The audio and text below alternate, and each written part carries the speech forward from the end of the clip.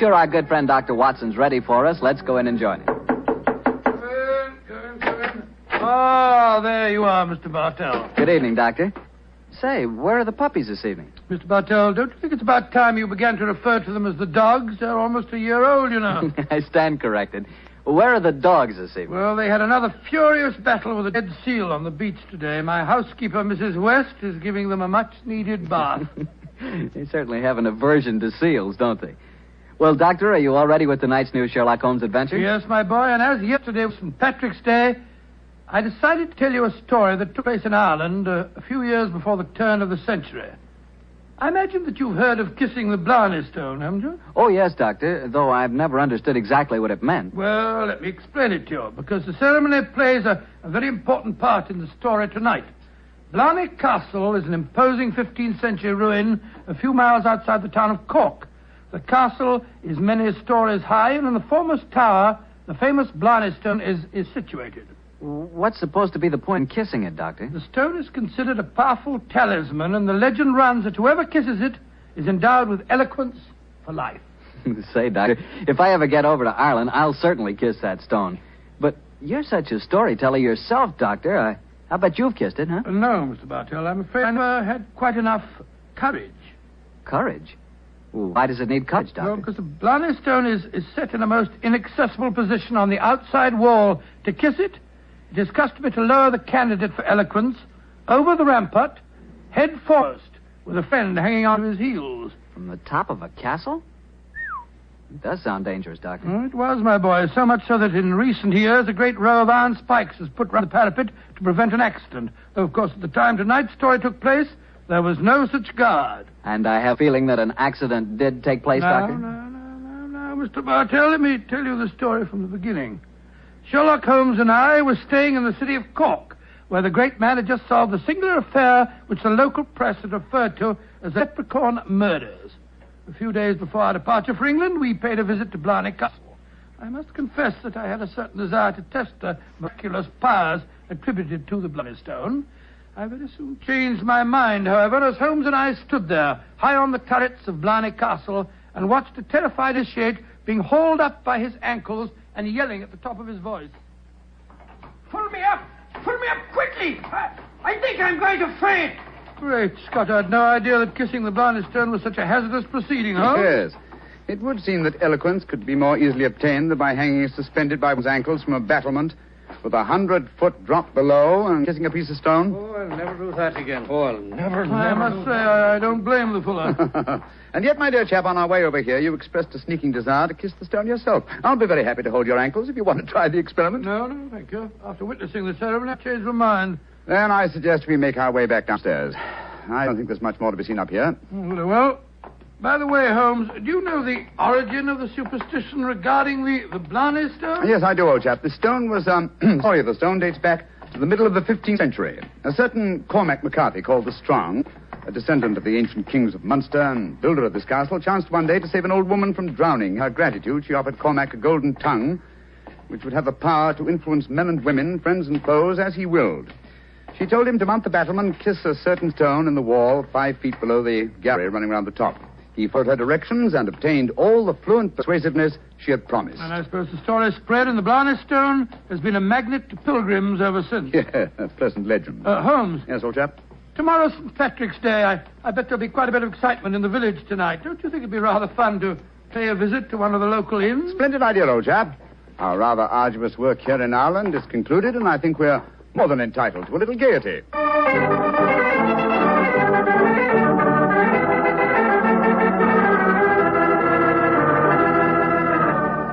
In Dublin's fair city, the girl so pretty, 'twas there that I first met sweet Molly Malone. She wheeled her wheelbarrow. Charming, quite charming. A waiter and singing at his work. Singing very well, too. Just the same. I wish someone would come and take our order. Oh, there's a barmaid. I'll see if I can catch her eye. Hi, miss. Would you gentlemen be after wanting something? Yes, my dear. My friend and I would like a little refreshment. And what would you suggest? What would I suggest, Your Honor? Oh, begorra. There's but one drink a gentleman like yourself should be after pouring down you. And that's the cream of Connemara. Whiskey that'll soften your heart and make you glow with a good feeling. So so that the little people will be after visiting you. It sounds delightful. Bring 2 glasses, will you? Yes, Your Honor. Yes, Your Honor. I must say I never heard an English barmaid go into such rhapsodies over a nip of whiskey. No, the Irish are distinctly more colourful in their speech. It's an interesting fact, though, Watson, that the Irish are curiously unrewarding in the criminal world. England, Scotland, America, Australia have all produced classics of crime. But the Irish murders, almost without exception, are purely physical, affairs of hot blood. You say that rather regretfully, Holmes. No, my dear chap. No. Watson, look at this rather florid young gentleman coming towards our table. Looks to me as if he's a little under the weather. You fellas have got to have a drink with me. Oh, thank you, sir, thank you, but we've just ordered one. Well, you've got to have it with me. I went to the races at Cork today and made a killing. I'm going to buy all the drinks here tonight. I'm afraid that... Nothing to be afraid of. I'll sit down with you for a moment. There. My name's Hankin, Geoffrey Hankin. What's yours? Mine is Holmes, and this is my friend, Dr. Watson. How do you do, sir? How do you do? Your Honors, that'll be 1 and 6. Here, I'm paying for these. Here. Half a crown, and you can keep the change. Oh, blessings on you, Your Honor. Oh, well, if you insist on paying for our drinks, Mr. Hankin, here's your very good health. Yes, indeed. You're both English, aren't you? Yes, sir?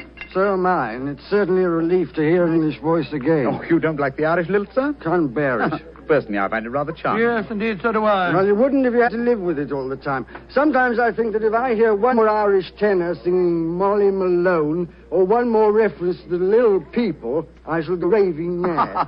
You live in Ireland, sir? Yeah, I have to. I own a half interest in the Tweed mill here, you see. In any case, my wife's Irish and she thinks there's no other country in the world, so I suppose I'm stuck here. See that couple sitting at the table over there? You mean the fellow with a very beautiful girl? Yes. Man's Michael Corcoran, my partner. Oh, the girl's absolutely ravishing.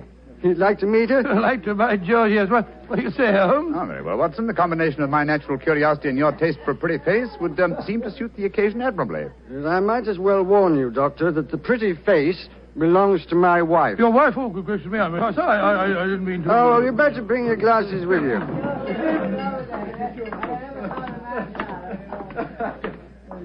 Molly, my dear, I want you to meet 2 English friends of mine, Mr. Holmes and Dr. Watson. How do you do? How do you do, Mr. Holmes, Dr. Watson? Won't you sit down and join us? And this is my partner, Michael Corcoran. How do you do, Mr. Corcoran? How do you do, sir? I'm glad to meet you. Please be seated, gentlemen.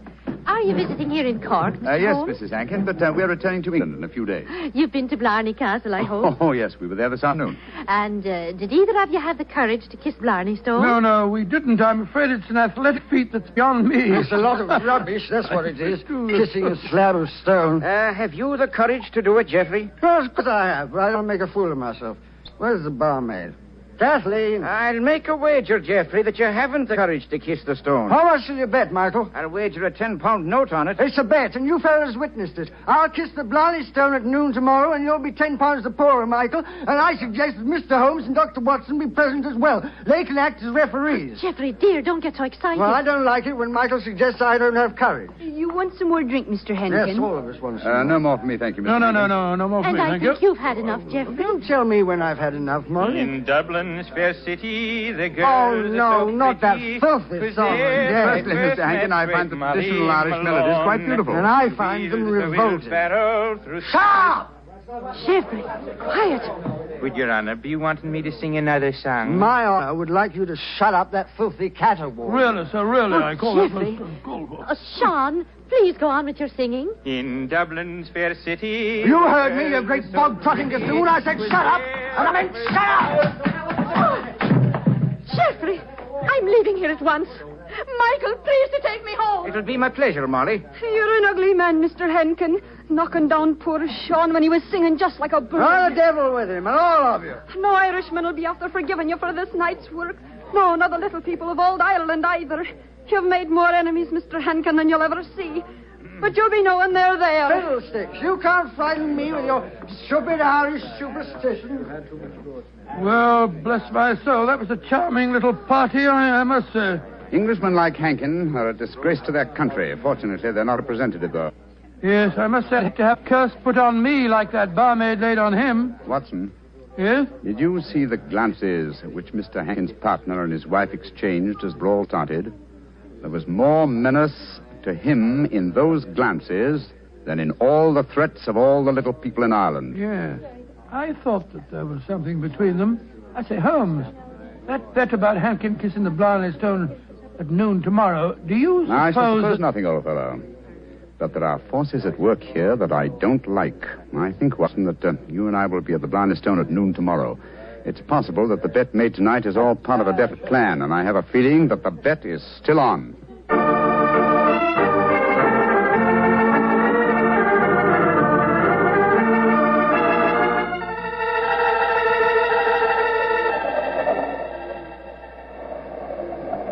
It's quite windy up here today, old fellow, at the top of the tower, isn't it? Yes, it's just past noon.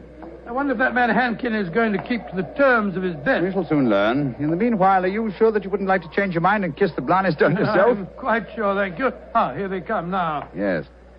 Hankin and his partner, Mr. Corcoran. The bet is on, Watson. Good day to you, gentlemen. Oh, hello. It's my friends from last night. Well, I see you're going through with the bet, son. Oh, yes.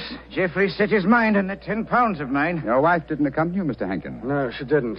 I'm afraid I'm rather in disgrace for my behavior last night. Molly made me go round and see that waiter fellow that I hit. I offered him money, but he wouldn't take it. Did you offer him an apology? Apologize? To a waiter? I should say not. Well, come on, let's get this stupid farce over with. Are you sure your nerves can stand it, Geoffrey? There's a drop of 100 feet or more below you. Oh, don't worry about me, Michael. Just hold on to my ankles tightly and don't let go. I'll climb onto the parapet. There we are. Now hold on to my feet, Michael, and lower me gently. I'm holding you, Geoffrey. Then lower away. Right you are, Geoffrey. Great Scott, I wouldn't do that for 100 pounds. Sliding head first down a vertical wall. That's enough, Michael. I can reach the stone. Oh, his boots. They're slipping through my fingers. I can't hold it. Let me help you. I'm slipping. Pull me. Hold on to him. Hold on to him. Oh, he's gone. I just couldn't hold him. Great heavens. No man could survive that drop. Mr. Corcoran, you deliberately let your partner slip to his death. This is murder. Yeah, but I don't understand. A strong man. But he just vanished out of my hands like a greased pig. Let me see your hands, Mr. Corcoran. This is dreadful. Dreadful. There's grease on your hands. Grease. And with a faint trace of boot blacking. Good Lord, Holmes, It means, Watson, that someone, knowing that Hankin was going to kiss the Blarney stone, smeared his boots with grease so that he would slip out of the grasp of whoever was holding him. As clever a method of indirect long-distance murder as ever I've encountered.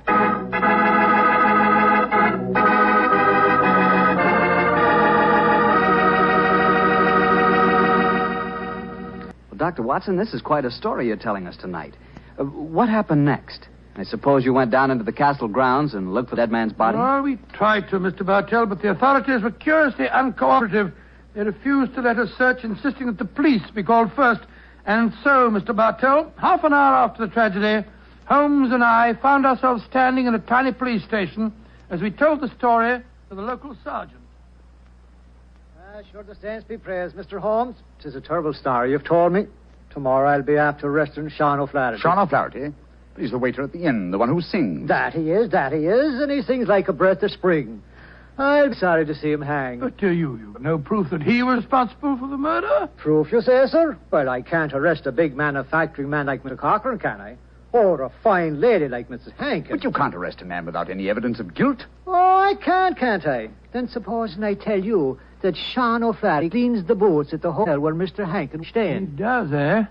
Then he had the perfect opportunity for the greasing of Hankin's boots this morning. And we know he had a motive for harming him. You're right, sir. And from what I have heard of the dead man's behavior last night, half a dozen people could have heard him make the bet that he'd kiss the Blarney stone today. Sean O'Flaherty's our man. I'll have to arrest him tomorrow. Tomorrow? But good heavens, man, aren't you going to do something today? A murderer's at large. Today is blessed St. Patrick's Day. Oh, should let the poor fellow have the day in peace. Oh, he won't run away. But my dear son... will you come back with me to the castle and search for the body? They refuse to let me do it alone. On St. Patrick's Day? That I will not. We would need a crew of helpers, and where will I be after getting them on blessed St. Patrick's Day? No, we'll do that tomorrow, too. No, today's a day for celebrating. Oh, your methods astound me, Sergeant. Do they now, sir? Don't be after fretting about me. Just enjoy yourself today. Tomorrow we'll see what can be done about it. Well, good day to you, gentlemen. Oh, bless my soul. I've never seen such a happy-go-lucky policeman in my life. It's infuriating. If only I were allowed to examine Hankins, I could get to the bottom of this. Well, what are you going to do now, Holmes? The police won't help us. Then we must take the law into our own hands. I think we'll start off by going to the hotel and seeing what we can find out from Sean O'Flaherty.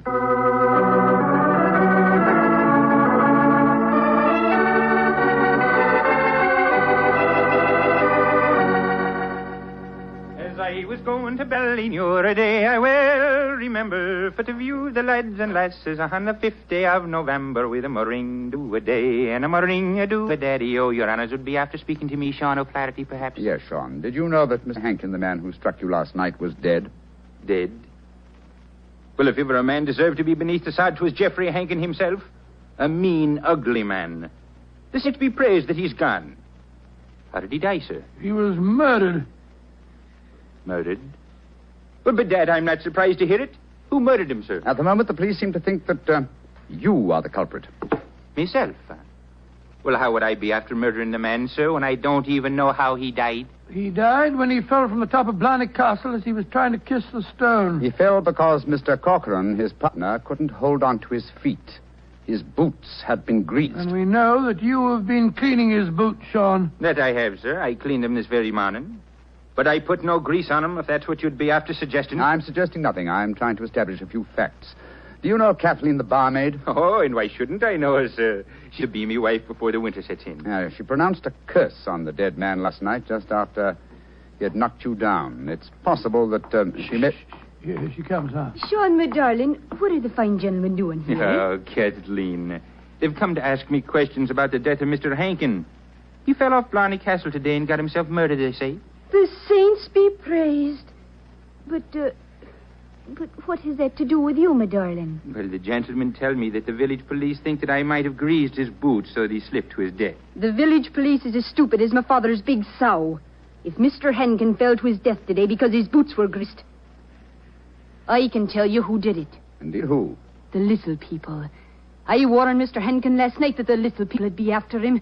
He insulted the Irish. Oh, come, my dear. You don't seriously expect us to believe in the little people? And why not, Your Honor? We have them here. Oh, there be those that say the fairies all be dead, but I know different. I've seen them. When I was a slip of a girl, close to where I lived, there was a rat. That's a fort, you know. And the rat was a fairy's fort. We never dared touch it with a spade or put down a tree growing on it or carry away a stone. We'd put our ear to the ground at night and we could hear the fairy music rising up from under the ground. Ah, they're gentle people. Most of the time. But they'd grease the boots of a man like Mr. Hankin if they didn't like them. That they would, Your Honor. Holmes, I'm certain that we're wasting our time here. I feel so, Watson. You get the whole thing turned on the greasing of those boots. If only I could have the boots in my hands. If only I could make laboratory tests. But until that dolt of a police... But of course! I have it, Watson. You have what, Holmes? The answer, I hope. Get hold of Mrs. Hankin and Mr. Corcoran. Have them meet me in the Blarney Stone Tower in half an hour. And you, where are you going? To the police station to try and convince the sergeant that even though St. Patrick's Day, it's his duty to help me trap a murderer.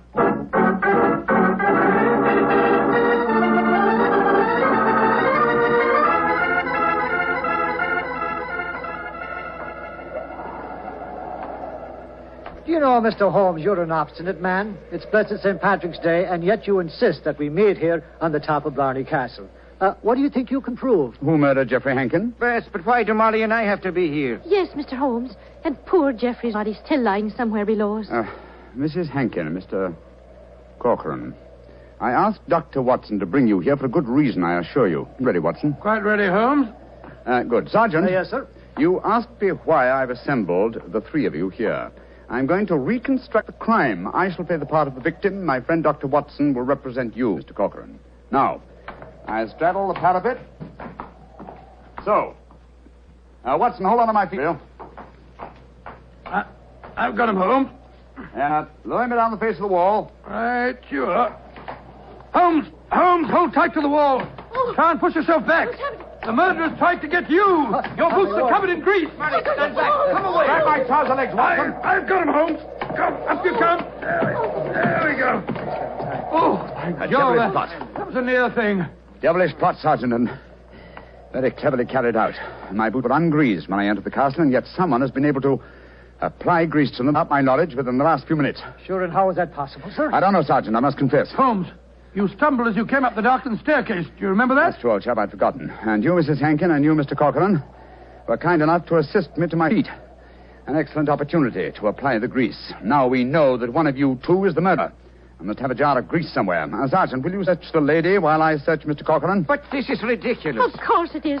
How could we be guilty? Well, if you're not guilty, you've got no objection to being searched, Well, ma'am. upon my word, here in your purse, Mrs. Hankin, is a jar of grease. What? Now, what have you to say for yourself? What can't you say, Sergeant? Except that she engineered her husband's murder and tried to engineer mine. Oh, no. I knew nothing about Jeffrey's murder. Oh, Michael, darling, I swear to you. Don't worry, my darling. I'll not let them hurt you. I'm telling you, you're wrong, Mr. Holmes. I was the murderer. Oh, no, Michael. You mustn't sacrifice yourself for I me. think this little play acting has gone far enough. Mr. Corcoran, you have just offered us what you think we will accept as a false confession. But I've established the one thing I wish to know, that you love your late partner's wife and she you. I'm proud to admit that, Mr. Holmes. And now that she's a widow, I can say it open. But what are you implying? That you murdered your partner. But the grease on your own boot, sir. I just found a jar of it in Mrs. Hankin's handbag. Oh, that, my dear Sergeant, was all part of my little plan. As to the grease on my boots, I confess I placed it there myself. Just as I planted the jar of grease in your bag, Mrs. But why, Hankin. Holmes? A fraud accomplished two ends. It forced you, Mr. Corcoran, into a betrayal of your love. But what was more important, it proved from what Dr. Watson's natural reactions were that a man holding the greased boots could not fail to realize that fact at once. You brazenly committed murder before our very eyes, Mr. Corcoran, hoping to appear as an innocent victim of another's plot. Your theory is an ingenious one, Sir Holmes, but how can you prove it? I can claim that my hands are unusually insensitive, not the delicate fingers of a doctor like your friend. Yes, he's right, sir. How can you prove it? When, with your kind cooperation, Sergeant, we find the body of Mr. Hankin and examine it, I shall study his boots. If the grease was applied at the hotel, as it would have been if Sean O'Flaherty had done it, the boots will reveal dust from the walk here. If there is no dust, the grease must have been applied as you grasped your partner's boots with grease-smeared hands, Mr. Corcoran. You should know best what my test will Grab reveal. him, Sergeant. Grab him. He's come back heading here. for that Come back. parapet. Oh, Michael, don't! Please don't! Goodbye, Molly, me darling. No! Great Scotty. He jumped off the parapet. Now, Mr. Holmes, you can see that I was right, sir. Wasn't I? What do you mean, Sergeant? In waiting until tomorrow to get the search party. Now we can be after finding both bodies at the one time.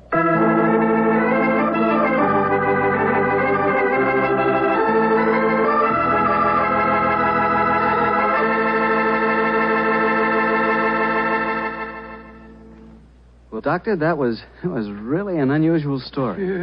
Even now I get a bit of a shudder when I think of that afternoon at the castle. I don't blame you. Doctor, you know something? Earlier this evening, I said that if I ever got to Ireland, I'd certainly want to kiss the Blarney stone, remember? Yeah? Well, I've changed my mind. I'd no more want to hang by my heels, kiss that stone, than... Well, just let's forget it. But, my boy, don't forget, if you kiss that stone, you get the gift of eloquence. You'd be the most convincing fellow in the world.